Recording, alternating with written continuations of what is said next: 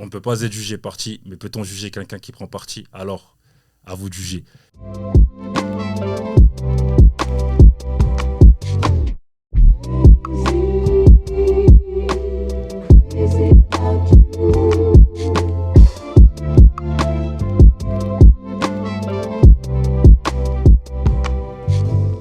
Salutations à toutes et à tous, bienvenue à bord de la Haute Sphère Cause Mon Hôte, l'émission qui prône la vulgarisation et la transmission pour l'élévation. Moi c'est Audrey, enchanté.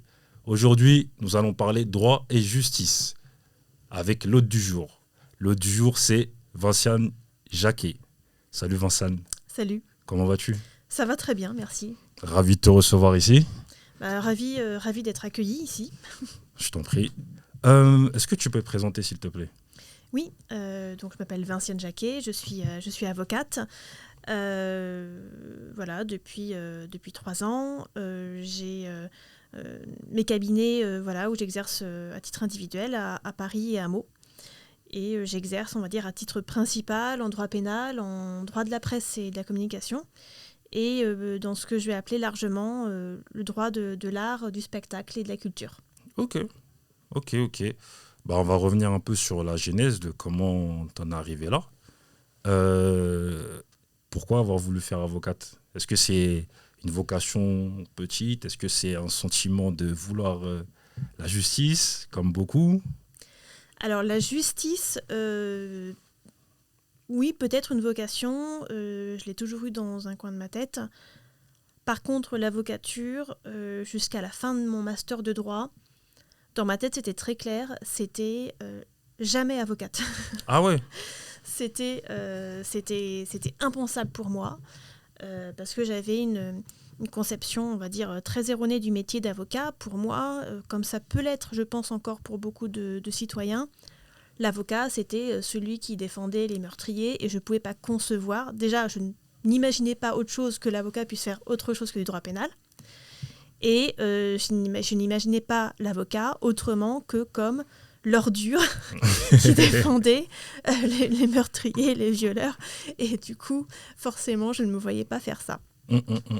Et puis quelques années plus tard, il y a eu l'Égypte, où je suis restée presque 4 ans, où j'ai vécu dans un contexte dictatorial, avec toutes les atteintes aux droits humains que ça peut comporter. Et c'est une expérience qui m'a fait prendre conscience en fait de ce qu'était vraiment l'état de droit, de ce qu'étaient vraiment les droits fondamentaux, les libertés fondamentales des individus.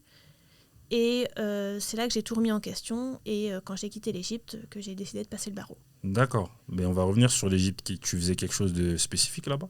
J'étais journaliste. D'accord. Ouais. Pour...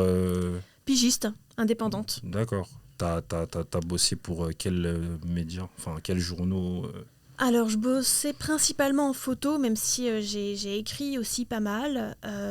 Pour les médias français, j'ai bossé pour Le Figaro, Libération, l'Obs, Rue 89 à l'époque. Mais j'ai également bossé pour Der Spiegel, le média allemand, le Times, voilà, varié. D'accord. Et tu as fait des études de droit et après tu t'es dirigé vers le journalisme, c'est ça? Alors ça n'a pas été immédiat. J'ai fait quelques années dans la fonction publique en tant que contractuelle, toujours dans le droit de la communication et de la propriété intellectuelle, souvent. Et puis j'avais vraiment envie de travailler dans la musique à l'époque, mais je ne trouvais pas de boulot. D'accord. Voilà. Très clairement, je trouvais pas de boulot. J'ai tenté le Canada pour voir si le marché de l'emploi serait un petit peu plus ouvert, et j'ai pas fait grand-chose non plus. Et puis après le Canada, je me suis dit, allez, je retente autre chose. Le journalisme, voilà, ça m'avait toujours intéressé également, et je suis partie. J'ai quitté le Toronto pour aller au Caire. Ok, long voyage. Long voyage. Mais donc tu as fait ça et après tu as voulu... Pourquoi tu n'as pas poursuivi en fait le journalisme? Alors pour des questions très terre à terre, c'était que j'adorais ce métier, mais la précarité financière était juste invivable. D'accord. Et j'en pouvais plus. Bah, je comprends. Voilà. simplement. Je comprends. Donc après, tu es revenu ici et tu as décidé de passer le barreau. C'est ça. D'accord. Tu l'as passé où? Je l'ai passé au sein de l'Institut d'études judiciaires de Tours. D'accord. Et une fois que je l'ai obtenu, j'ai été à l'école des avocats du Centre-Ouest, qui est basée à Poitiers. D'accord. Ok. Tu es du coin? Oui, voilà. Enfin, j'ai de la famille effectivement à Tours, de la famille en Poitou-Charentes. Donc quand je suis rentrée d'Égypte, j'avais plus forcément de pied à terre en France. Donc j'ai choisi les lieux qui étaient proches de ma famille. D'accord. Ok. Et le CRFPA, parce que c'est le concours pour devenir avocat, tu l'as passé combien de fois? Une fois? Je l'ai passé qu'une fois. Félicitations. Merci. Et ensuite, tu as effectué ton premier stage où? Alors, après la période d'école, c'est là que j'ai déménagé sur la région parisienne. D'accord. J'ai fait mon premier stage à l'Observatoire international des prisons. Ok. Voilà. Au service juridique, bien sûr. Mhm. Et puis, ensuite, j'ai fait un stage en cabinet d'avocat sur Paris, même un avocat qui pratique le droit pénal et notamment le droit pénal international. Donc, c'était vraiment très, très intéressant. Et puis après, j'ai fait un petit stage bonus chez un confrère qui pratique le droit de la musique. D'accord. Juste l'Observatoire international des prisons. Est-ce que tu peux expliquer ce que c'est? Oui, c'est une association qui est là pour garantir que le droit des détenus est respecté. La peine, en fait, que prévoit le code pénal pour les personnes qui sont emprisonnées, c'est la privation de liberté. Mais pas la privation de leur dignité, pas la privation de leur vie familiale, de leur vie privée. Et donc, c'est une association qui donne beaucoup d'informations aux familles, aux détenus, et fait des recours juridiques quand ils estiment que la dignité des personnes détenues n'est pas respectée. D'accord. Tu as parlé de droit pénal international. Ouais. Est-ce que tu peux expliquer un peu ce que c'est? Droit pénal international, c'est généralement des personnes, soit de nationalité étrangère, qui sont poursuivies en France pour des faits commis en France, ou à l'inverse, des personnes françaises qui sont poursuivies à l'étranger. Et donc, ça implique de réfléchir au lieu de détention, parce qu'effectivement, parfois, chacun des pays en fait, veut ramener la personne dans son système judiciaire, dans ses lieux de détention. Et il peut y avoir également des mandats de recherche ou des mandats d'amener internationaux. Voilà, donc c'est travailler sur, on va dire, les poursuites, quelles lois sont, on va dire, les meilleures pour la personne qu'on assiste. D'accord. Voilà. Par exemple, pour un client, voilà, est-ce que la loi française est plus favorable? Est-ce que les lieux de détention français sont meilleurs si on les compare, je ne sais pas, à l'Allemagne, au Brésil, je ne sais pas, au Kenya, je dis n'importe quoi, c'est à titre d'exemple. Et voilà, vous comprenez la logique. Et donc, c'est en cela qu'on assiste le client.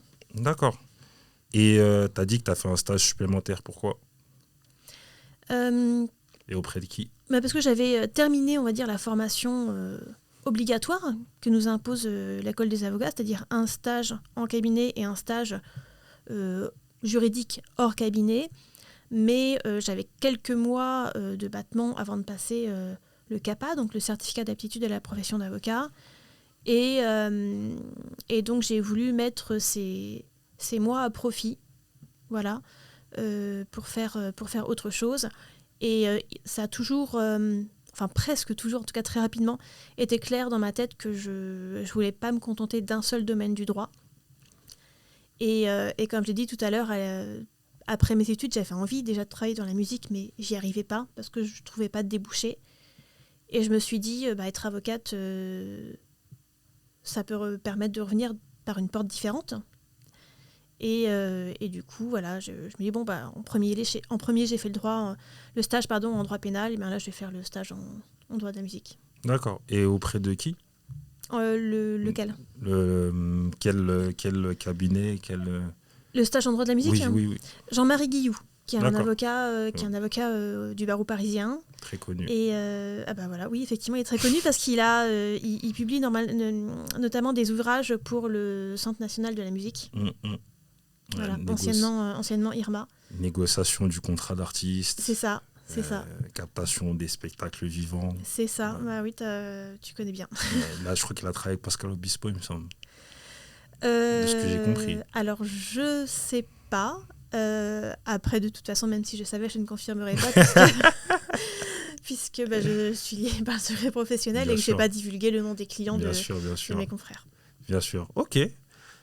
Donc là, on va parler un peu plus de tes domaines de compétences. On va commencer par le droit pénal. Oui. Donc dans le droit pénal, est-ce que tu traites tout le droit pénal?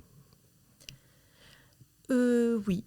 D'accord. Oui. Après, il y a des affaires plus courantes que d'autres.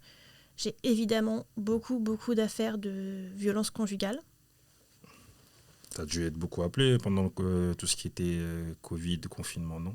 Alors, j'avais pas encore prêté serment à l'époque, donc non. Autant pour moi. Et puis, j'ai beaucoup d'instructions criminelles pour des faits de viol. Parce que, voilà, aujourd'hui, en droit pénal, c'est vraiment le gros des dossiers, les violences conjugales et les violences sexuelles. Pas les stupéfiants?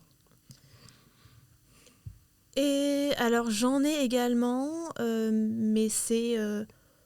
en tout cas, dans mes dossiers, c'est, c'est souvent soit de l'usage, ou, oui, de la détention, ou de l'offre ou cession, mais qui reste, on va dire, pas important. Enfin, on n'est pas sur des gros trafics. Donc, en termes d'enjeux, en termes de possibilité de condamnation, on reste sur des choses qui sont moins lourdes que ce qu'on voit aujourd'hui dans les tribunaux sur les violences conjugales ou les violences sexuelles. D'accord. Et est-ce que tu as le droit de donner une anecdote? Alors oui, je peux donner une anecdote si évidemment. En droit pénal, hein, en droit pénal, tant que je peux parler des affaires, tant que je donne aucun nom. Voilà, il n'y a pas de difficulté. Une anecdote qui t'a franchement choqué ou un truc, ouais. Alors, une chose qui m'a choquée. J'assistais à un client accusé de violence conjugale. Et puis, une fois n'est pas coutume, parce que c'est pas le 100% de nos dossiers, mais une fois n'est pas coutume, la lecture du dossier, en fait, j'avais vraiment la certitude qu'il n'avait pas commis ces violences. Et je me suis dit, si moi, son avocate, j'ai la certitude, la juridiction doit au moins avoir un doute. Et normalement, le doute bénéficie à l'accusé ou au prévenu, dans ce cas-là. Tu peux donner le distinguo entre prévenu et accusé parce que... Alors, prévenu, c'est le mot qu'on emploie devant le tribunal correctionnel, donc on est prévenu d'un délit. Et l'accusé, c'est la personne qui est poursuivie devant une cour d'assises, donc c'est pour des faits de nature criminelle. Ok. Voilà.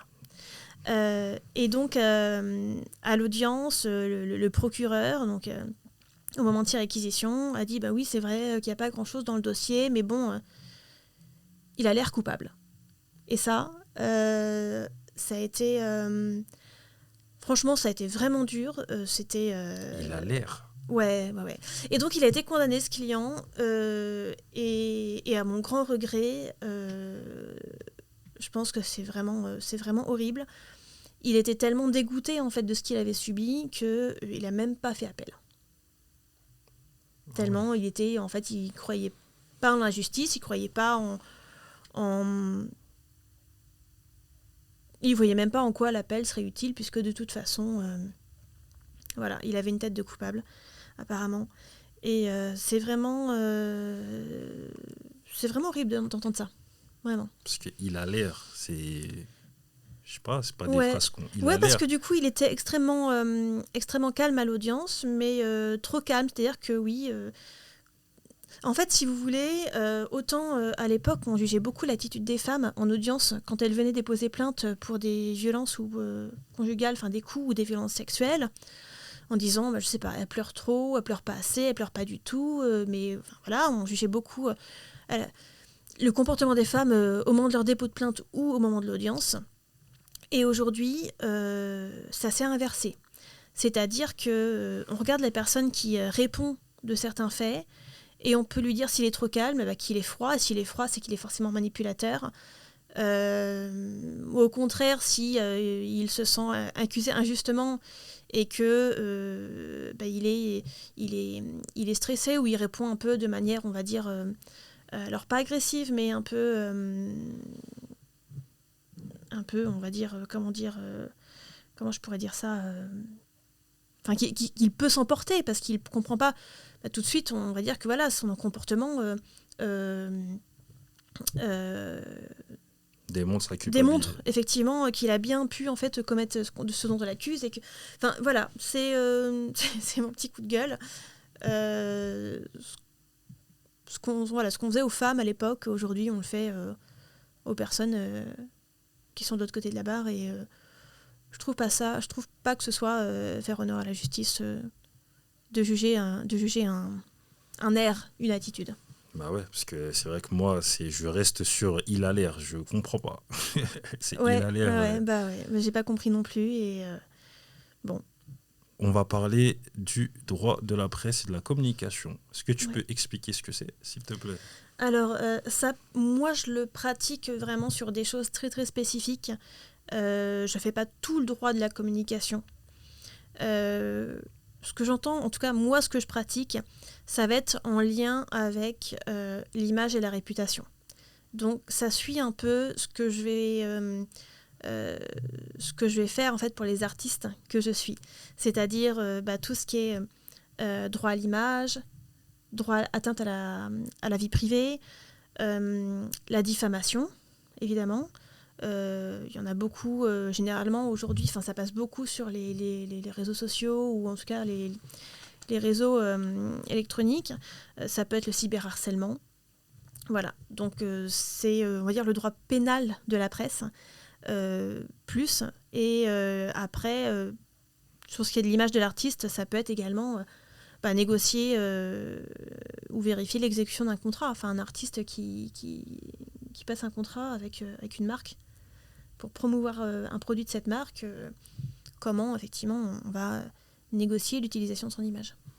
D'accord. Et anecdote sur droit de la presse, diffamation, est-ce que tu en as une particulière ? Un truc qui t'a aussi choqué ? Oui.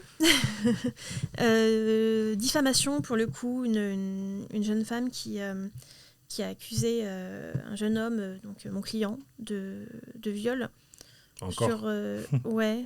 Tout à l'heure, on était sur la violence conjugale. Oui, effectivement. C'est parce que ça me rappelle en fait ce que tu me disais, les cas que tu avais en fait. C'est pour ça que je disais oui. Non, mais donc sur les réseaux sociaux, et puis alors certes, elle a déposé plainte, il me semble, quelques jours après. Mais c'était vraiment très étonnant, de voir cette jeune femme en fait organiser et promouvoir en fait un live Instagram en disant mais je vous dis tout sur machin. Et je sais pas, c'était très étonnant de encore une fois, les victimes ne sont pas supposées avoir un comportement uniforme, une attitude uniforme par rapport à ce qu'elles disent avoir vécu. C'était quand même très, très étonnant pour moi de voir cette jeune personne, je crois le lendemain ou le surlendemain des faits qu'elle disait avoir subis, organiser des lives comme s'il s'agissait d'un événement public ou comme si... la chose à ne pas faire. Hein. Si vous êtes victime de... vous êtes victime de violence, peu importe la nature de la violence, vous allez déposer plainte, vous allez voir un avocat, mais vous ne faites pas un branle-bas de combat sur les réseaux sociaux, puisque ça va se retourner contre vous, quoi. Et puis, voilà. Tu sais, on dit que Twitter et tout, c'est le tribunal populaire. Hein. Oui, mais alors, on pourrait avoir une grande conversation là-dessus. Tu peux y aller, vas-y, je t'en prie. Je pense que les réseaux sociaux sont nécessaires et je pense que la libération de la parole des victimes est nécessaire et que oui, ça passe par les réseaux sociaux. Cependant, il faut faire très attention, c'est un travail d'équilibriste, vraiment, entre la libération de la parole et donc, quelque part, l'activisme, c'est-à-dire lutter pour l'obtention d'un droit, la reconnaissance d'un droit, la réalisation d'un droit, et puis, effectivement, afficher des personnes qui... alors, à tort ou à raison, j'ai envie de dire. Mais effectivement, aujourd'hui, on est sur un système judiciaire qui assure la présomption d'innocence jusqu'à déclaration de culpabilité. C'est pour une raison. Et il faut être prudent. Mon seul bémol, et encore une fois, ça n'enlève pas le fait que la personne qui en est l'auteur peut être poursuivie pour diffamation, mais en tout cas, je le comprends davantage, c'est quand les faits sont prescrits. Parce qu'effectivement, la justice, si c'est prescrit, elle ne va pas intervenir pour faire reconnaître la qualité de victime. Alors ça n'empêche pas que si vous dénoncez Monsieur X ou Madame Y pour des faits de nature pénale, vous pouvez avoir une plainte pour diffamation qui vous arrive, mais c'est davantage, on va dire, compréhensible du moins de mon point de vue d'avocate. Et puis ça peut rapporter gros, puisque il y a pas longtemps il me semble que, alors je ne sais plus quelle était l'affaire, mais effectivement les faits étaient prescrits.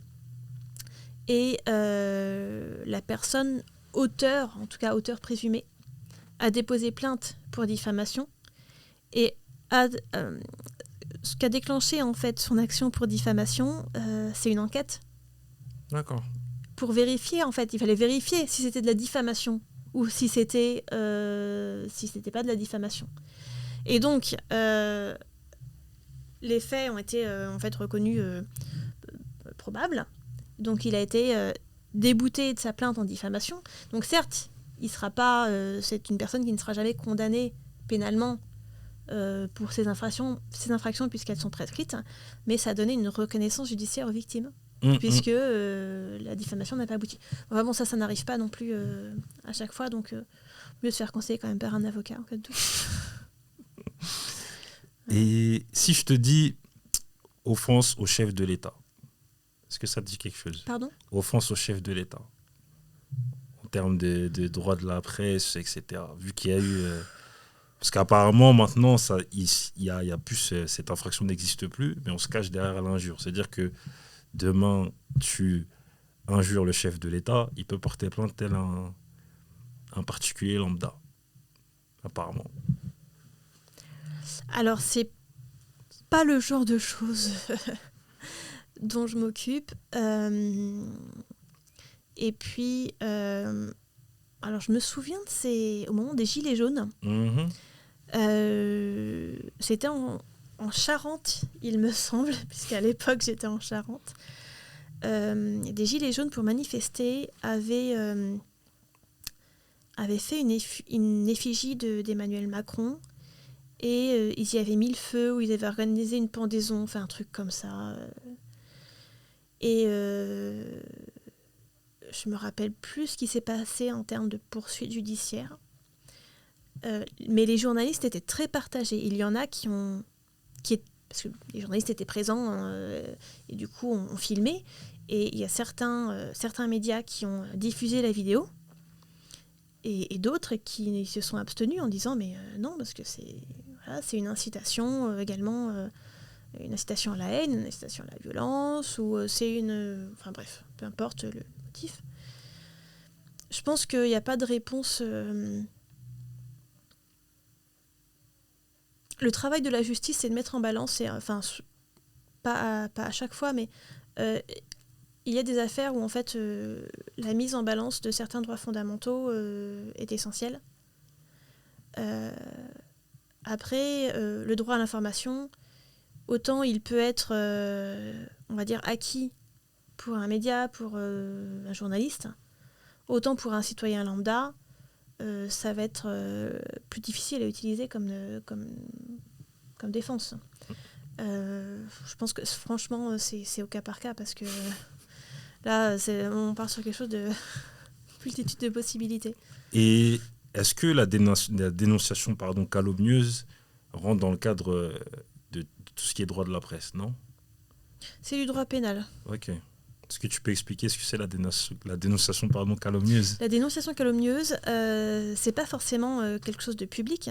C'est le fait de déclarer aux autorités des faits qui sont mensongers. C'est-à-dire en sachant évidemment qu'ils sont mensongers, d'accord ?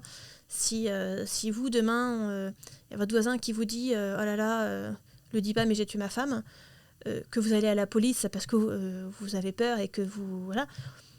Si ce voisin vous a fait une blague, en fait, on va pas vous poursuivre parce que votre conscience vous a dit que voilà, il fallait alerter les autorités. Ok ? Maintenant, si vous savez en fait que les faits que vous rapportez sont faux,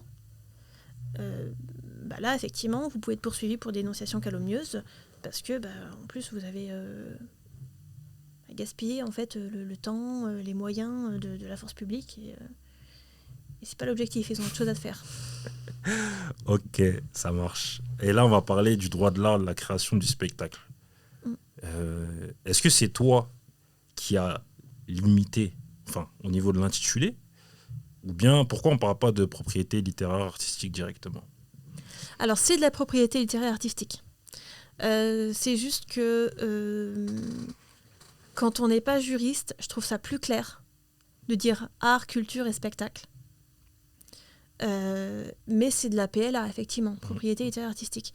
Et puis après, la PLA, c'est vraiment les droits d'auteur et les droits voisins. Ça n'inclut pas, ou en tout cas pas directement, le spectacle vivant. C'est vrai. Donc, voilà, art, culture, spectacle, je me dis que ça parle davantage. Et de même que j'emploie généralement jamais propriété intellectuelle, parce que la propriété intellectuelle, ça comprend la propriété littéraire artistique et la propriété industrielle, qui concerne les marques, les brevets, les logiciels, et ça, j'en fais pas du tout. Pourquoi ? Ça m'intéresse pas. Ah bon ? Voilà. Moi, ce que j'aime, c'est l'art, ça a vraiment une valeur ajoutée dans ma vie. Pourquoi tu fais ? Est-ce que tu es artiste ? Je suis pas artiste, j'aimerais bien. Mais t'as l'âme d'un artiste. Peut-être, ouais. Je pourrais passer des heures. Si j'aime un tableau, je peux m'asseoir devant et rester une heure. Je peux y rester une heure. Tu fais souvent les musées ? Alors, moins maintenant, parce que j'ai pas le temps. Ah bah oui. Mais j'aime l'art. Quand il y a une histoire derrière l'art, c'est encore mieux. Alors que bon, alors je dis pas que derrière les brevets, il n'y a rien d'intéressant. C'est juste que ça me... Toi, ça te parle pas ? Ça me parle pas, quoi. C'est pas mon... Voilà, c'est mais, pas mon truc. mais tu dis, déjà, tu parles d'art, mais les dessins et modèles... C'est la propriété industrielle. Ça peut être vu comme de l'art aussi, non ? Quelque part. Non. Les dessins à modèles, c'est vraiment les dessins... c'est pas dessin et modèle, c'est pas dessin... c'est les dessins en vue en fait, de création. Mais quand je dis l'art, c'est vraiment tout ce qui est ornemental, tu vois, c'est l'esthétique. Si tu prends par exemple la chaussure Louboutin, c'est un peu artistique, non ? La semelle rouge et tout, non ? Je sais pas. Moi, quand je les regarde, ça me fait rien du tout. Ça me provoque rien du tout, la chaussure Louboutin. En fait, c'est vraiment une question d'émotion. La musique m'apporte beaucoup. La peinture, la sculpture, ça... T'as des artistes préférés en art, en musique ? Non, pas forcément. Pas de style particulier aussi ? Non plus. Enfin, j'adore le blues. D'accord.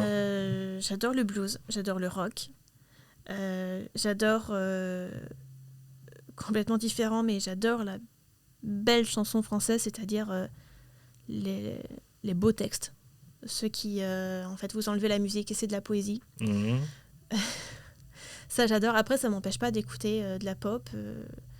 Là, en ce moment, je suis, je sais pas, j'ai ma période Dua Lipa, donc rien à voir avec le blues, le rock et la chanson française. Je suis pas... alors, j'adore la musique, mais je suis pas une bonne fan. C'est-à-dire que... Alors déjà, je suis et je ne serai jamais groupie. Ok. Je ne considère pas les artistes comme des semi-dieux. Enfin, je ne vais jamais devenir hystérique si je vois un artiste que j'admire. Je pense que c'est aussi pour ça que je suis capable de les accompagner. C'est parce que pour moi, c'est des personnes qui ont un don, mais ça reste des personnes. Voilà, ça reste des personnes avec leurs émotions, avec leurs qualités, avec leurs défauts également, qu'il faut savoir gérer quand vous conseillez un artiste. Il faut tout prendre en compte. Donc je serai jamais groupie. Et puis je suis très très mauvaise pour retenir le nom des albums, le nom des titres. Il y a des fois, il peut y avoir une chanson que j'écoute depuis 15 ans et je sais toujours pas qui la chante. Enfin, ça c'est moi. Voilà. Donc vraiment, je suis pas voilà. Je suis pas la fan idéale. Je comprends. Et tu parlais de spectacles vivants. Tu regardes beaucoup de concerts? Ouais, concerts, festivals. J'adore les festivals. J'adore aller en festival. Comédie musicale, j'en ai vu 2 et c'était il y a très longtemps. Je pense que ça nous sort du quotidien en fait. Et c'est indispensable. C'est vrai, mais ça coûte cher maintenant, les concerts. Ouais, je suis d'accord. Ok. Est-ce que, là, on parlait de tout ce qui était droit d'auteur. Est-ce que tu peux nous donner les différences fondamentales entre le droit d'auteur et le copyright, s'il te plaît? Si tu les vois, parce que... Alors, pas forcément, parce que je pratique pas le droit... je pratique pas le droit américain ou le droit anglo-saxon. Okay. Mais la différence, c'est ça, en fait. C'est une question de droit applicable. Le droit d'auteur, c'est le droit en vigueur en France et dans l'Union européenne qui va protéger les créations originales. Voilà. Et le copyright, c'est juste le droit qui est en vigueur voilà, aux États-Unis, au Royaume-Uni. Mais alors si j'avais demain voilà, un auteur qui me demandait effectivement d'analyser un contrat avec un label américain, je vais me former, il n'y a pas de souci. Hein, mais là, pour l'instant, c'est pas le cas. Donc je me contente du droit de l'Union européenne et c'est assez. Ça marche. Ok. Bah écoute, je vais te proposer une mise en situation. Je vais me mettre dans la peau d'un jeune artiste qui vient te voir. Ouais. Toi, avocate en PLA. Enfin, droit de l'art, de la création du spectacle. Et je viens de voir justement avec un compte. Enfin, je sais qu'il y a un contrat qui arrive. Donc je viens de voir et je te demande des explications, à savoir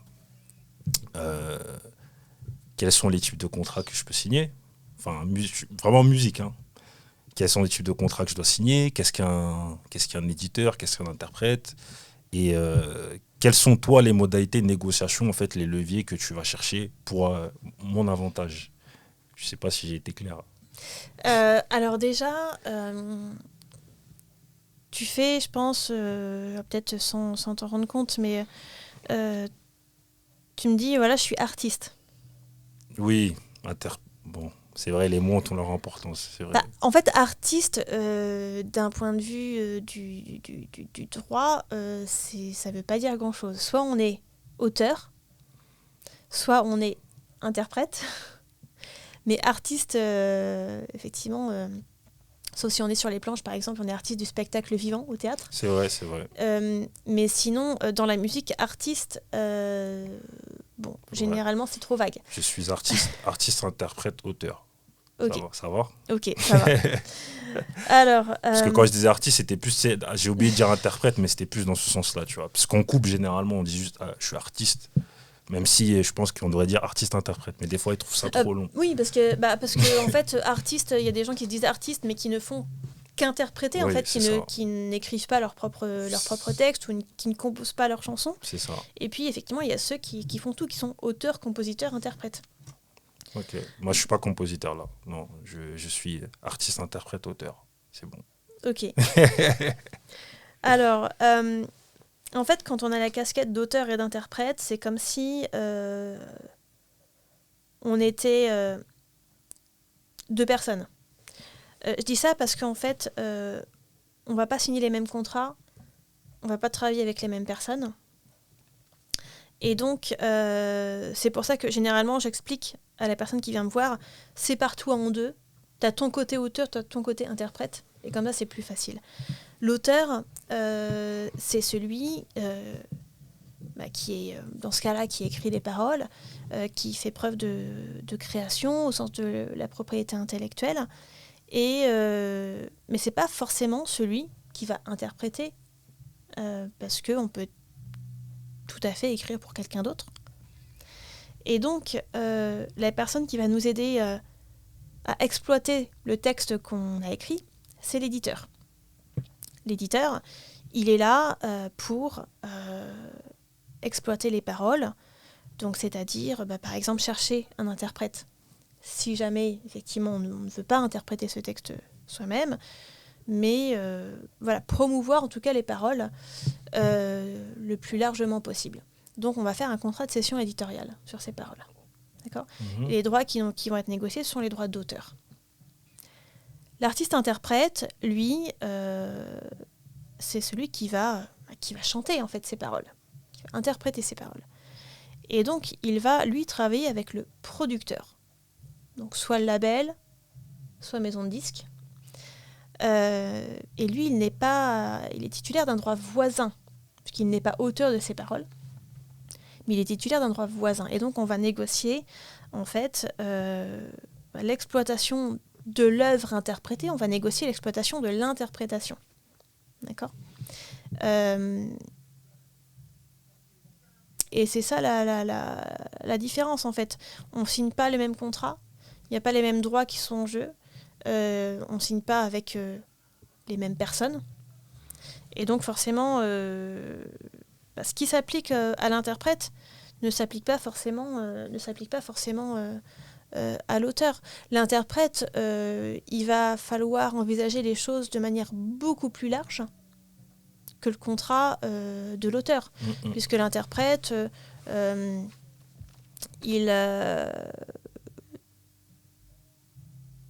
Bon, évidemment, il y a tout l'aspect financier. Hein. Ça, je pense que tout le monde le sait, c'est évident pour tout le monde.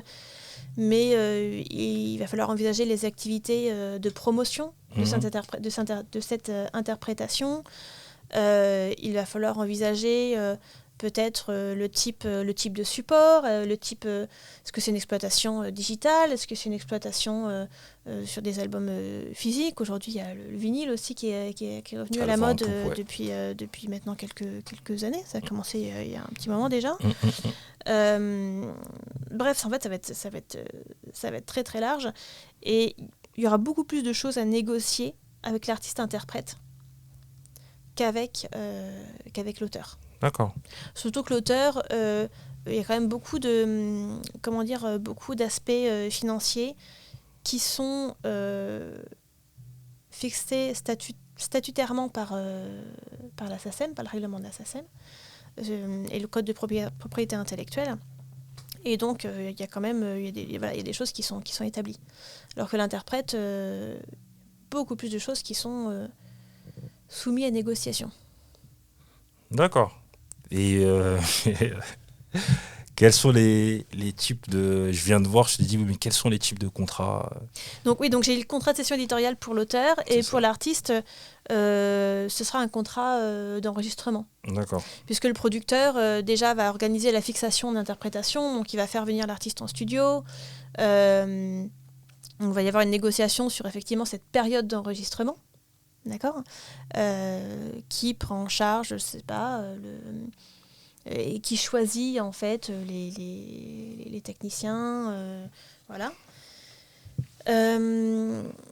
Et puis, qu'est-ce qu'il peut y avoir comme contrat? Il y a aussi les...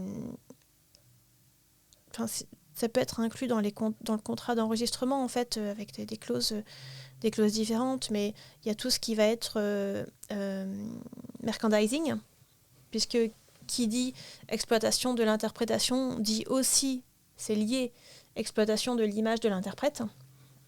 Voilà. Il va y avoir peut-être, ça se retrouve souvent sur les gros labels ou les maisons de disques, tout ce qui est prévision de la gestion de la tournée.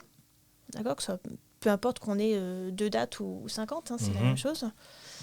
Voilà. Et puis, il va y avoir le contrat de travail, puisque la période d'enregistrement, quand l'artiste est en studio, c'est une période qui est soumise au contrat de travail. Donc c'est vraiment très vaste. Et puis, sans compter que l'artiste, il peut avoir aussi un manager. C'est l'auteur, généralement, il n'a pas besoin de tout ça. Et dès qu'il trouve un éditeur ou qui peut exploiter ses œuvres lui-même, pourquoi pas, être en auto-édition. Mais l'artiste-interprète, il peut avoir un manager. Un manager, c'est pareil, il faut négocier le contrat avec son manager. Il faut négocier ce qu'on lui attribue comme droit, comme obligation, quel pourcentage on lui donne sur quel type d'activité. C'est plafonné à 10%, c'est ça? Ouais, la théorie. C'est pourquoi en pratique, c'est combien? Je suis sûre que ça peut aller jusqu'à 20%. Ok. Je suis sûre. Ok, parce qu'il y en a, des fois, ils signent pas. Tu sais, en tout cas, je sais pas si ça vaut pour d'autres genres, mais je sais que dans le genre du rap, signer des contrats, des fois, c'est compliqué. Signer des contrats entre managers, tu sais, il y a tellement des liens étroits que quand tu dis signer un contrat, les gens ont peur, en fait. C'est comme si il y avait une méfiance. Et puis, ce qui se fait aussi, c'est qu'en fait, on ne propose pas des contrats, on propose des mémo deals. Et ça... C'est-à-dire C'est-à-dire, en fait, te balance, le producteur, le manager, il te balance, en fait, ou le tourneur, les points principaux sur un document, quoi, un docx ou un PDF. Alors, évidemment, ça peut valoir contrat, puisque en droit civil, le contrat, c'est la rencontre de la volonté des parties. Donc, il n'y a pas de formalisme particulier pour un contrat. Si vous avez envie de prendre une feuille A4 et de me faire des tirets pour résumer votre collaboration, il n'y a pas de souci, je vais pouvoir m'en servir. Mais le problème, c'est qu'effectivement, c'est les points principaux. Il n'y a rien dans ces mémo deals qui va protéger l'intérêt de l'artiste ou de l'autre partie, d'ailleurs, en cas de difficulté, en cas d'inexécution, en cas de... du coup, tout sera à négocier, soit dans une négociation, on va dire, amiable, si c'est possible, soit devant un juge.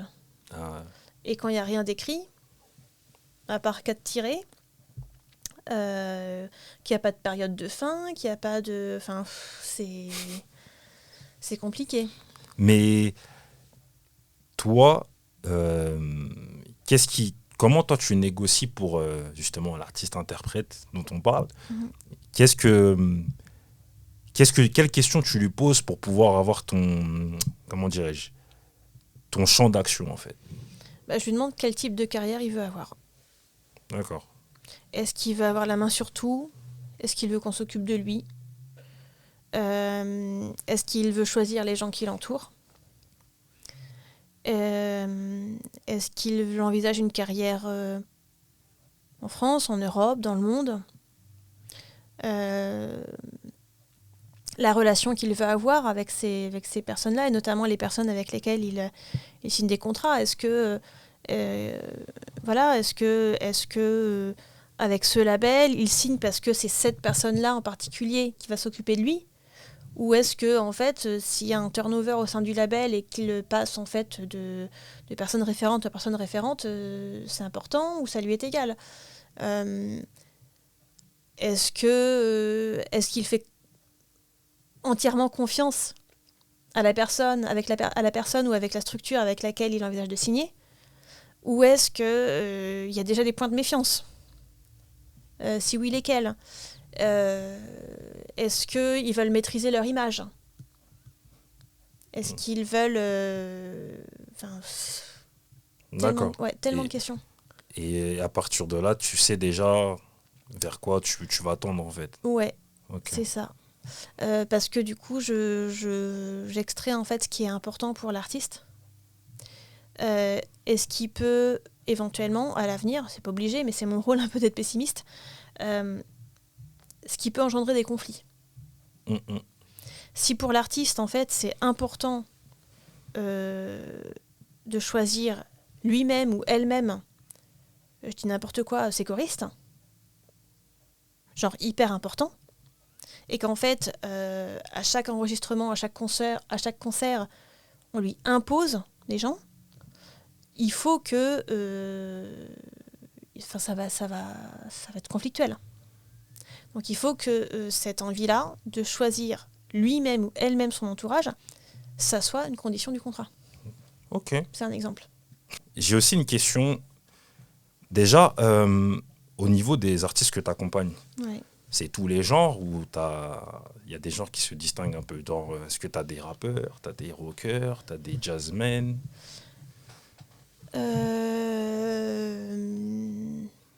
Alors, je ne suis pas obligée, je ne trouve pas ça nécessaire, d'aimer la musique en fait, de mes clients. Enfin, je ne suis pas obligée d'aimer ce qu'ils font pour les accompagner. Ça, c'est un premier point. Après, effectivement, quand j'ai un artiste qui me contacte, que je ne le connais pas, bah, je vais, oui, par curiosité, je vais aller voir. Je vais aller chercher sur ses réseaux. Voilà ce qu'il fait, mais ça n'entre pas en ligne de compte. Ça peut rentrer en ligne de compte, peut-être pour les rappeurs. Pourquoi?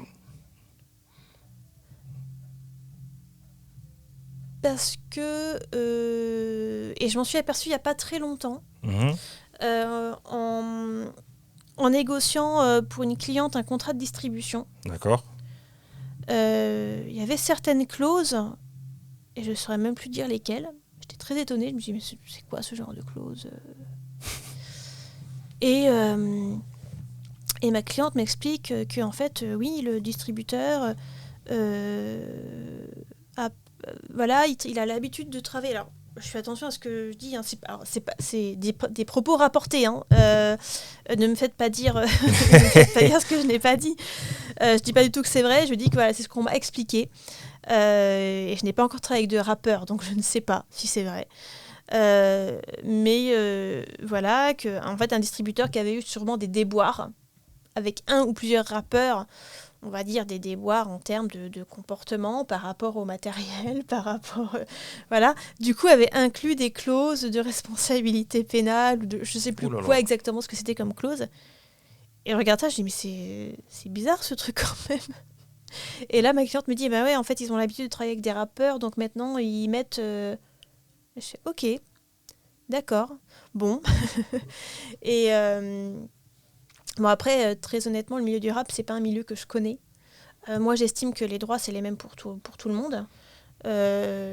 Et qu'un contrat, ça doit préserver l'équilibre des parties. Donc leurs droits et leurs obligations respectives, peu importe en fait le style de musique que l'artiste fait. Voilà. Mais j'ai jamais eu effectivement une négociation dans laquelle la partie en face m'imposait ce type de clause. Parce qu'il y a des artistes qui ne veulent pas avoir des avocats parce qu'ils disent que vous coûtez trop cher. Je l'ai entendu. Hein. Ouais, bah moi aussi. Hein. Pas qu'avec les artistes d'ailleurs, avec tout le monde. Ils ont peur, mais en fait, ce qui est dommage, hein, je me permets de le dire, c'est que ils vont peut-être perdre plus en ne passant pas par vous, plutôt que payer vos honoraires, en fait. C'est clair. Parce que c'est dans leur intérêt, en fait. C'est clair. Déjà, je dirais, en règle générale, les artistes ne connaissent pas leurs droits, puisque, effectivement, pour avoir animé un atelier l'année dernière... T'as dit artiste. Oui, artistes-interprètes, ne connaissent pas leurs droits, puisqu'effectivement, pour avoir animé un atelier l'année dernière auprès d'un public, on va dire, artistique, même les gens qui font de la musique ne connaissent pas la différence entre l'éditeur et le producteur. Et puis ensuite, ils ont tendance à penser, je veux pas faire de généralité non plus, il y a des gens qui sont très bien informés sur leurs droits, que les contrats, ça se résume au pourcentage. Et j'ai envie de dire, les pourcentages, c'est le moins important. D'accord. Est-ce que tu peux expliciter ? Le contrat, alors certes, les pourcentages, c'est important puisque c'est ce qui va permettre à l'artiste de gagner sa vie, et c'est pas négligeable. Cependant, un contrat, c'est un engagement. C'est un engagement qui peut développer une carrière ou stopper une carrière. Je m'explique. Aujourd'hui, vous avez, et je vais évidemment citer personne, certains labels qui signent des contrats d'enregistrement à titre exclusif, puisque de toute façon, 99% des contrats qui sont signés comportent une clause d'exclusivité, avec des artistes dont ils ne développent pas la carrière, mais qui s'accrochent au contrat avec cet artiste, qui ne veulent pas, en fait, amiablement rompre ce contrat, parce que cet artiste, à X ou Y moment, a eu une petite notoriété, voilà, et donc on le garde sous le coude. Très clairement, au cas où il devienne populaire à nouveau. Il y a aussi parfois des labels qui ont des interprètes dont le style, dont la voix sont semblables et qu'ils considèrent en fait un peu, on va dire, en compétition. Et donc, le label va promouvoir, va pousser davantage celui qui a un petit peu plus de notoriété. De buzz. Voilà, de buzz. Peu importe l'origine du buzz, peu importe l'origine de la notoriété. Et l'autre va se retrouver, en fait, à stagner, voire du coup à descendre, et pourra rien faire puisqu'il sera lié avec ce label par une clause d'exclusivité. Donc, moi, quand je reçois un artiste, je lui dis tout de suite, les pourcentages, ok, bon, je peux négocier, je peux pas négocier, ils sont corrects, ils sont pas corrects, mais ce que je regarde en premier lieu, c'est, comme j'ai dit, quel type de carrière veut l'artiste, pour faire en sorte qu'il y ait au contrat des portes de sortie si ça se passe pas bien. Et ça, très peu d'artistes savent le gérer eux-mêmes, en fait, savent le prévoir eux-mêmes. Et c'est normal parce qu'ils n'ont pas l'expérience du contentieux. Moi, oui. Et puis surtout, ce que je comprends très bien, c'est que ils sont contactés par un label et ils sont super excités, quoi. Parfois, il y a des années de travail pour se faire connaître. Le jour où on est contacté par un label ou même voir une maison de disques, on veut y aller, quoi. On veut signer. Et il y a des labels ou des maisons de disques qui jouent sur ça en disant mais ok, on est intéressé, mais par contre faut que ce soit signé après-demain, quoi. Et moi je leur dis calme, on recule. S'ils veulent vraiment vous signer, ils vont attendre 15 jours. Ils vont respecter votre choix de consulter un avocat. Et ils vont respecter votre choix de vouloir négocier.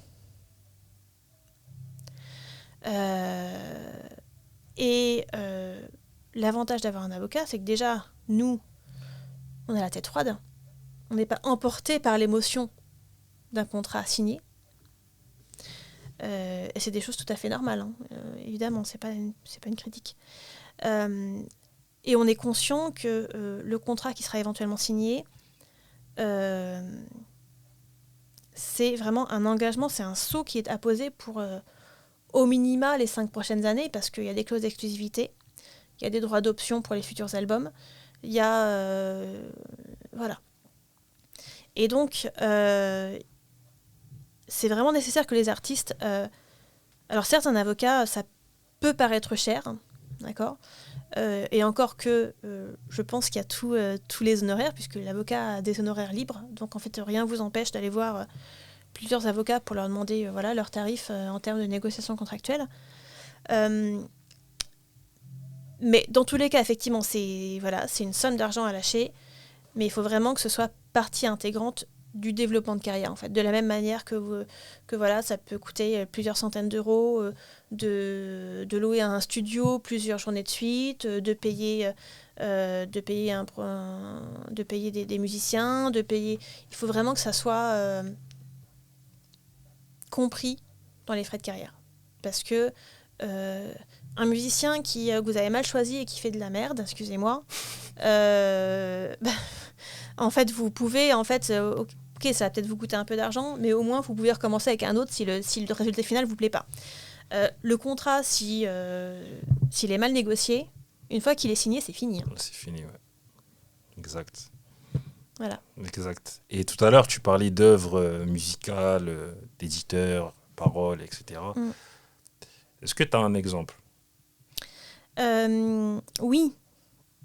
D'artiste, interprète, d'auteur. Ouais.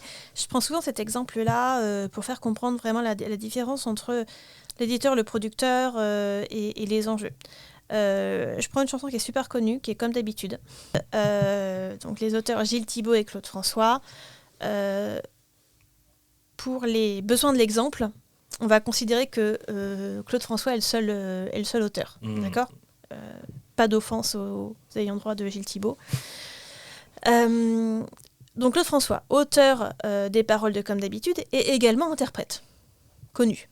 D'accord ? Très connu. Le producteur qui a signé avec Claude François, interprète, son boulot, ça va être d'exploiter commercialement au maximum l'interprétation de Claude François, de Comme d'habitude.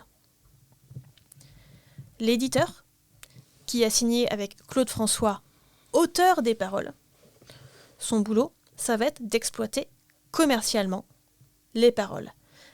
Ça veut donc dire qu'il peut rechercher d'autres moyens d'exploitation que l'interprétation faite par Claude François. Par exemple, une traduction en anglais, My Way, chantée par Frank Sinatra. Donc vraiment, l'éditeur se concentre sur l'exploitation de la musique et des paroles séparées ou ensemble. D'accord ? Vous pouvez tout à fait avoir également l'exploitation de la bande-son pour la BO d'un film, par exemple. D'accord ? Uniquement en version instrumentale, donc.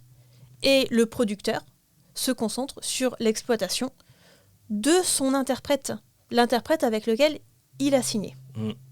Ok. Donc le producteur se concentre sur Claude François et l'éditeur se concentre sur la musique. Sur la musique et les paroles. Ouais, c'est ça. Voilà. Avec le Claude François auteur et le producteur avec le Claude François artiste, interprète. Ouais, c'est ça. Ok.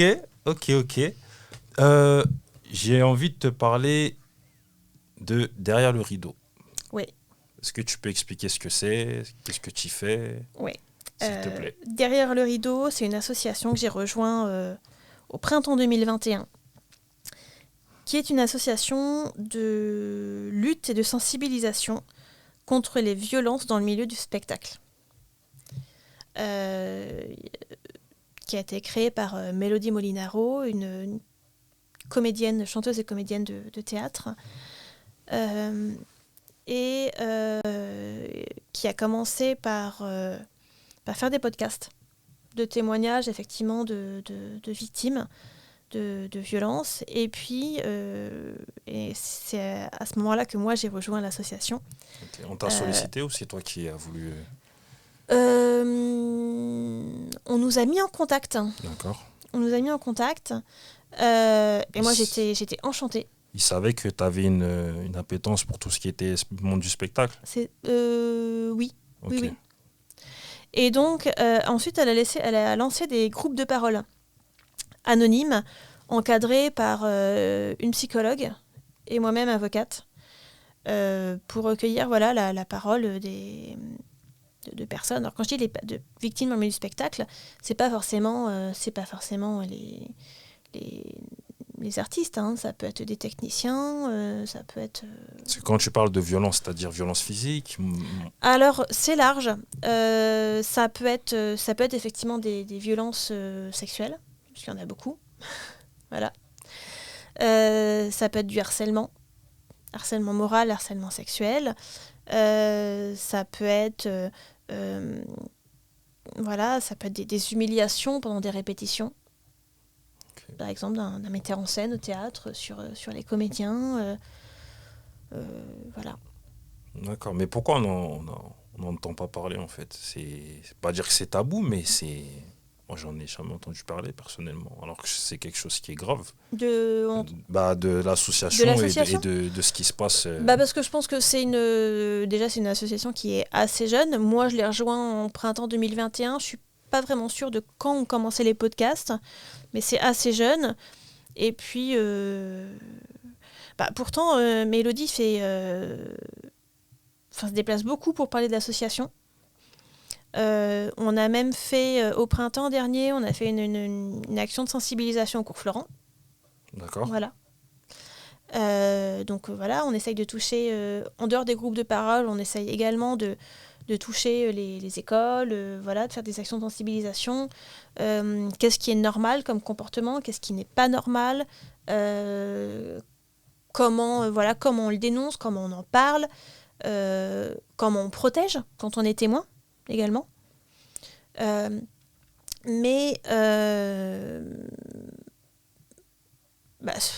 un microcosme en fait. Et je pense qu'il y a des gens de bonne volonté. Il y a vraiment une utilité, puisque je pense que c'est un secret pour personne.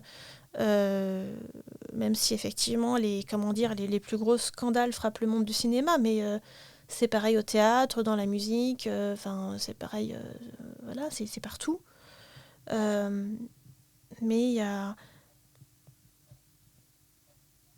Le monde artistique est particulièrement cruel, je trouve.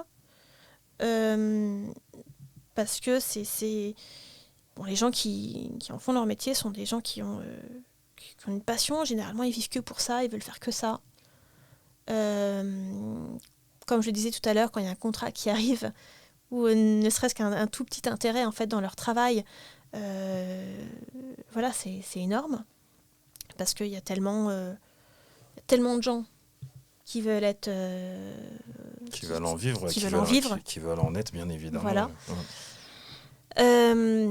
Et du coup, il y a toujours la crainte parce que c'est un petit monde, si on dépose plainte, par exemple, contre tel producteur, tel metteur en scène, telle personne, plus personne va vouloir travailler avec nous. On va me considérer comme une personne qui fait des caprices, comme une personne chiante. Ma carrière, elle est finie. Des pestiférés. Et puis peut-être que ce producteur ou ce metteur en scène ou peu importe qui, il est déjà, lui ou elle, influent. Et donc, il va dire à tous ses contacts que je suis un sale menteur, une sale menteuse, et c'est fini, quoi. Donc, je pense que l'association fait vraiment du chouette travail, mais que le microcosme qui est propre au monde artistique rend les choses difficiles, parce qu'il y a même des personnes qui même n'osent pas partager les posts de derrière le rideau. Parce que faut assumer des fois de prendre position, même si c'est pour la bonne cause. Voilà. Donc derrière le rideau, que vous pouvez trouver d'ailleurs sur ils ont un site internet, mais vous pouvez les retrouver sur Instagram. Ok, derrière Et, le rideau, le compte, c'est ça? Le compte. ouais, derrière le rideau. Ok. Ouais, ouais. Ok. Voilà. Et Innocence en danger. Innocence en danger, je les ai rejoints cet été, donc c'est tout récent. Et eux, ils se concentrent sur les violences sexuelles commises sur des mineurs. Donc avec eux, avec d'autres confrères, d'ailleurs, je ne suis pas la seule avocate, je suis la seule avocate pour Derrière le rideau, mais pas pour Innocence en danger. On assure des permanences juridiques, c'est-à-dire que l'association est contactée soit par des victimes d'abus de violences sexuelles qui ont été victimes quand elles étaient mineures et qui maintenant sont majeures et qui souhaitent effectivement savoir comment elles peuvent déposer plainte ou comment elles peuvent gérer les poursuites judiciaires. Il peut y avoir des parents, peut y avoir des témoins et qui contactent l'association en disant voilà, je souhaiterais avoir des conseils sur la dernière une personne qui m'a marquée, c'était cet été justement, c'était une maman qui souhaitait protéger sa fille, qui dénonçait en fait une agression sexuelle, je sais plus si c'était agression sexuelle ou viol. Donc qui avait vraiment tout fait bien, hein, qui avait été déposé plainte pour sa fille et tout et tout. Mais en fait c'est sa famille qui lui mettait le doute en disant non mais et ça c'est tellement courant. Non mais tu vas détruire la famille, mais qu'est-ce que tu fais? Faut régler ça entre nous. Non, faut pas régler ça entre vous en fait. Faut régler ça avec la justice, c'est-à-dire en déposant plainte et en permettant à la justice de poursuivre pénalement les personnes qui sont auteurs des violences. Un viol, ça ne se règle pas en famille. Donc là, si je comprends bien, c'était au sein de la famille le viol Oui. de l'agression sexuelle. Oui. Okay. Oui. L'auteur était de mémoire, je crois, un oncle ou quelque chose comme ça. Et cette maman, elle tenait bon, mais en même temps, elle commençait à être submergée en fait de commentaires de la part de son entourage, et elle commençait par douter, en disant mais est-ce que je fais bien, est-ce que c'est bien la bonne chose à faire pour ma fille que de déposer plainte, parce que et voilà, et des fois les personnes ont déjà les bons réflexes, ont déjà des connaissances sur ce qu'ils doivent faire, des connaissances judiciaires, mais ils ont besoin d'être assurés par rapport à leur entourage qui leur oppose des arguments. Et toi, qu'est-ce qui t'a motivé à entrer cet été dans cette association? On t'a sollicité, t'as voulu entrer toute seule? C'est une association... non, c'est moi qui ai toqué à la porte. C'est une association que j'avais repérée à l'époque quand j'étais élève avocate. Mais j'avais pas... À l'époque, j'avais pas assez de temps parce que Voilà, il faut savoir que derrière le rideau, comme Innocence en danger, je suis bénévole. Enfin, je veux dire, je suis pas payée pour m'impliquer sur ces causes-là, donc c'est vraiment des causes qui me tiennent à cœur. Et donc, j'avais envie de faire quelque chose de plus. Et le hasard a fait que j'ai croisé un de leurs posts sur LinkedIn, je crois. Tu sais qu'il n'y a pas de hasard. Et alors que je les avais complètement oubliés, hein, pour être honnête. Voilà. Et j'ai croisé un de leurs posts et je leur dis, mais c'est le moment. Et ils m'ont accueilli à bras ouverts. En tout cas, c'est très bien, tu es une avocate engagée. En plus, bénévolement, c'est beau, je tiens à le dire. Et en plus, tu parles de violences sexuelles sur mineurs, mais c'est vrai que là, on entend beaucoup parler de ça dans le milieu du sport. Oui. Avec les commissions qui se déroulaient, tu sais, il y avait une tennis... Non, je crois que c'est une tenniswoman, je sais plus, je crois que je me trompe. Oui, il y a eu le patinage aussi. Voilà, c'est ça. Ouais.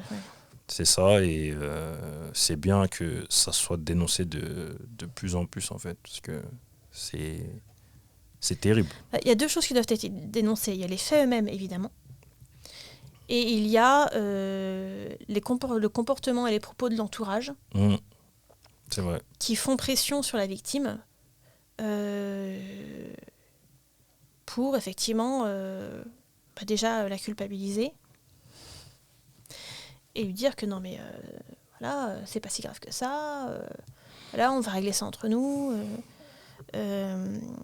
Et déjà qu'effectivement, quand on est victime, en étant majeur, c'est-à-dire voilà, capable de prendre des décisions pour nous-mêmes, c'est difficile à entendre et c'est difficile de passer outre.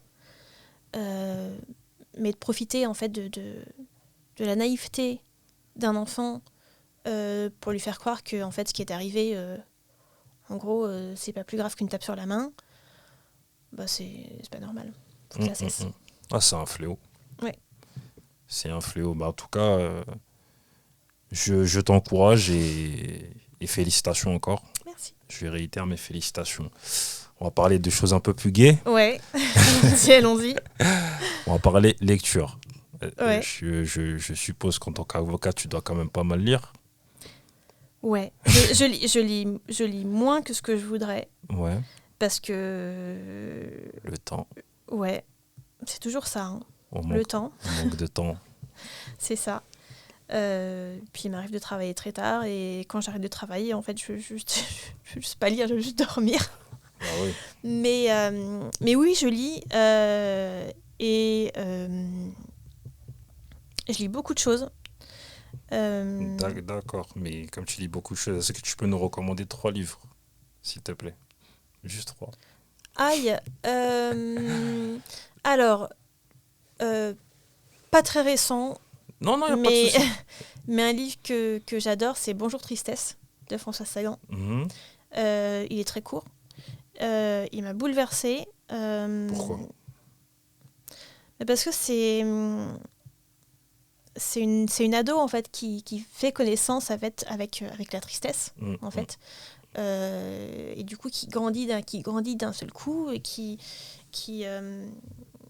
prend aussi conscience des conséquences de ses actes, on va dire, d'ado qui sont qui pensent pas aux autres.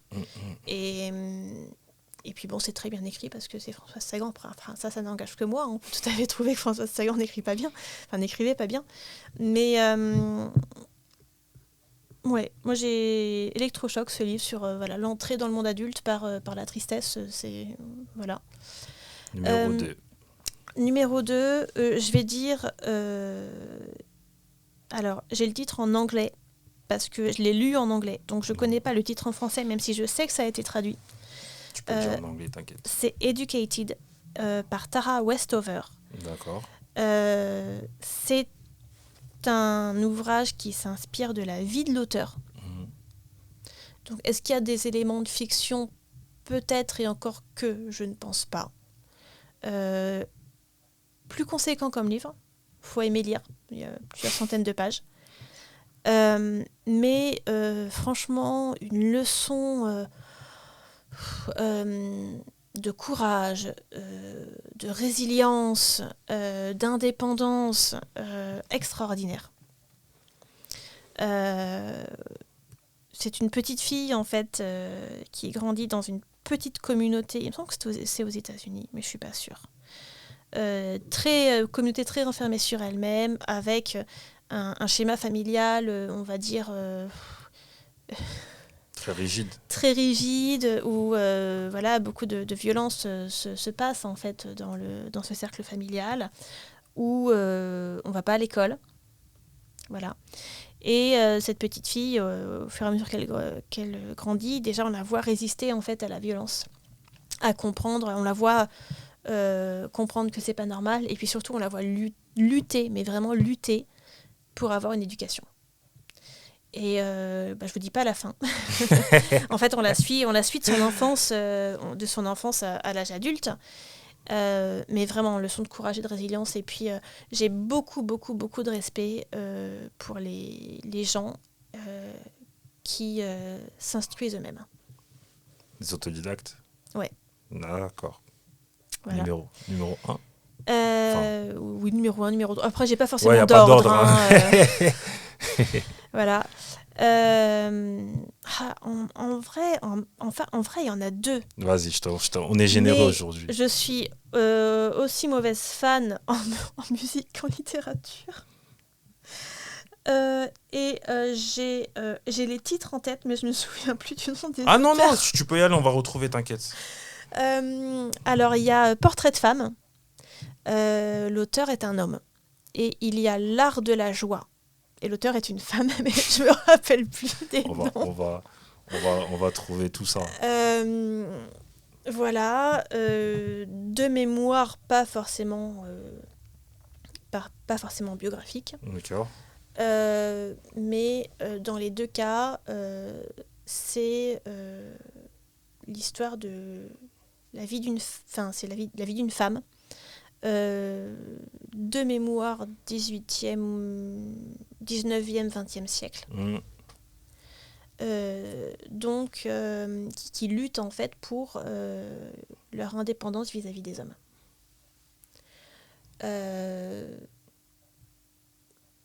Surtout pour Portrait de femme et pour L'art de la joie, on a en plus, qui est extrêmement, il est sensationnel ce roman, des personnages au caractère très très complexe. C'est pas le genre de roman où on se dit bon, ça c'est le bon, ça c'est le méchant. Des personnages au caractère très complexe, et ça j'adore ça parce que c'est la vraie vie. Il y a jamais personne de gentil tout le temps et de méchant tout le temps. J'y crois pas.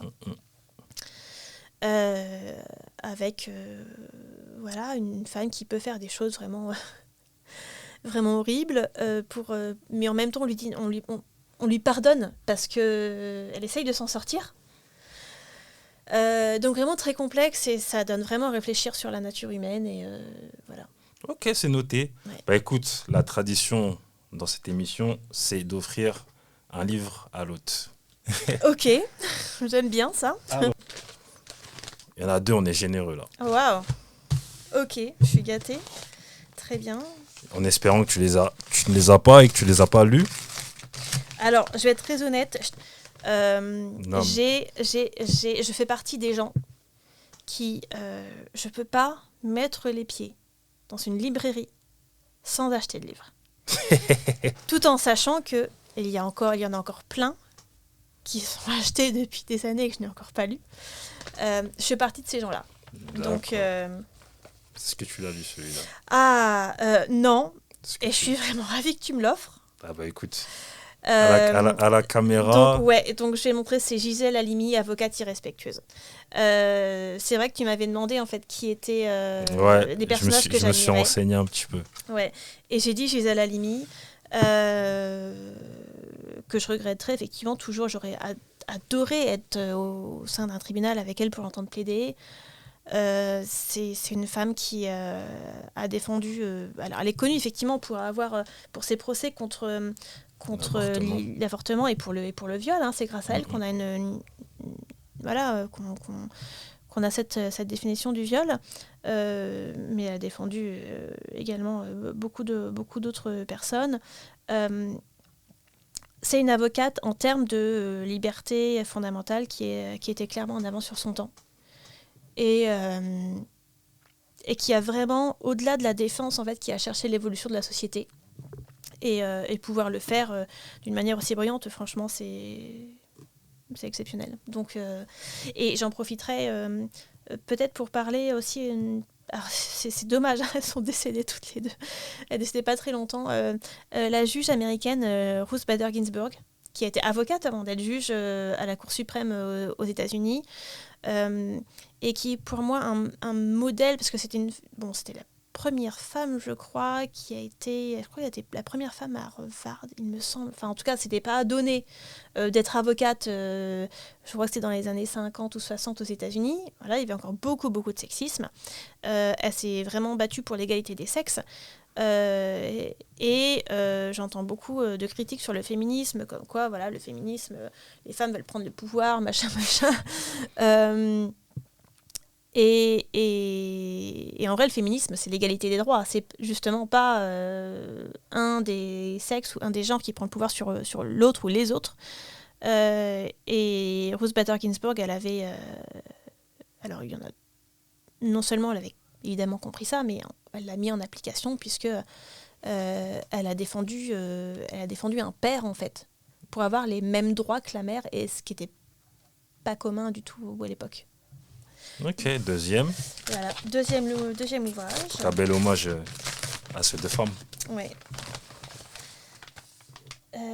Ah Est-ce que tu l'as? Non. Mais je savais même pas que ce livre existait. Écoute, j'ai hâte. Est-ce que tu peux le montrer à la caméra et dire ce que c'est? Alors, les auteurs Grand Corps Malade et Ben Mazué, les correspondants, préface de Gaël Fay, que j'apprécie beaucoup également. Ok, j'ai super hâte. Tu te poses pas la question de savoir comment j'ai trouvé? Comment j'ai fait pour savoir que tu aimais bien Grand Corps Malade?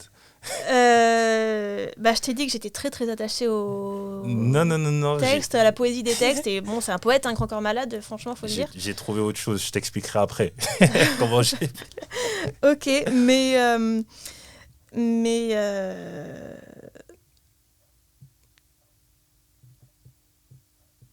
j'ai hâte. Franchement, comme je t'ai dit, je ne savais même pas que ce livre existait. Je crois qu'il est très récent. C'est vrai? Attends, fais voir. Alors, 2022. 2020, ok. Bon. 2022. Bah oui, c'est très récent. Écoute, merci beaucoup, franchement. Je t'en prie. Alors, dans le mille, pour les deux, mais franchement, quoi. Et puis en plus, vraiment... Non, vraiment, merci beaucoup. Je t'en prie.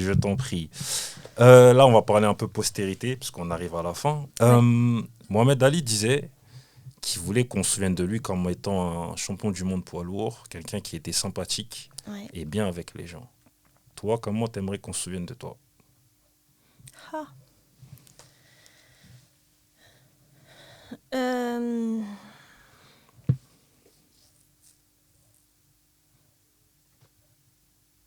J'y ai jamais pensé, hein. Et puis on m'a jamais posé la question. Je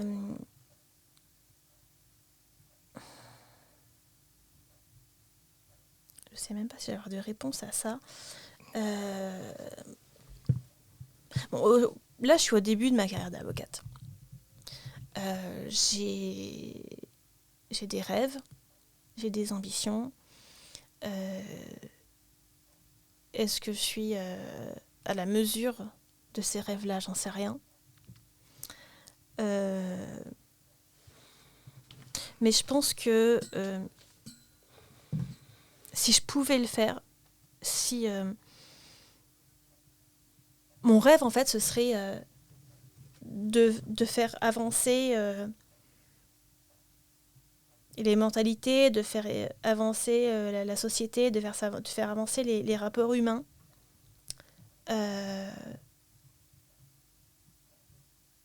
À travers le droit, à travers le procès. Et c'est exactement ce qu'a fait Gisèle Halimi, en fait, dans ses plaidoiries, dans les affaires de l'IVG, des faiseuses d'anges, comme on les appelait, et après du viol. Elle a été au-delà du droit, en fait. Les gens... Utiliser le droit pour influer sur la société. C'est ça. Ok. Franchement, si je pouvais faire ça, et si on pouvait se souvenir de moi pour avoir fait ça, ce qui fait 2 conditions, hein, quand même, parce que j'en suis pas là, mais je serais comblée. D'accord. Bah écoute, on te le souhaite. Merci. Et dernière question, qu'est-ce qu'on peut te souhaiter?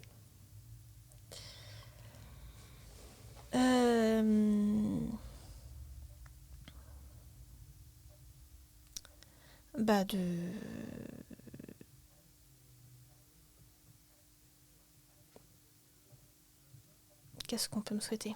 De se réaliser mes rêves. Ok, voilà. C'est tout le mal qu'on te souhaite. En tout cas, ça a été un plaisir d'échanger avec toi, de causer avec toi, franchement. J'ai pas vu le temps passer, hein. Franchement, je sais pas quelle heure il est, mais j'ai pas vu le temps passer, donc merci à toi. Il n'y a pas de souci. En tout cas, merci pour tous ces enseignements, ces instructions. J'espère que les gens apprendront. C'était Cosmonaute, en espérant que vous avez appris des choses éventuellement sur vous-même. Prenez soin de vous et des vôtres. À très bientôt.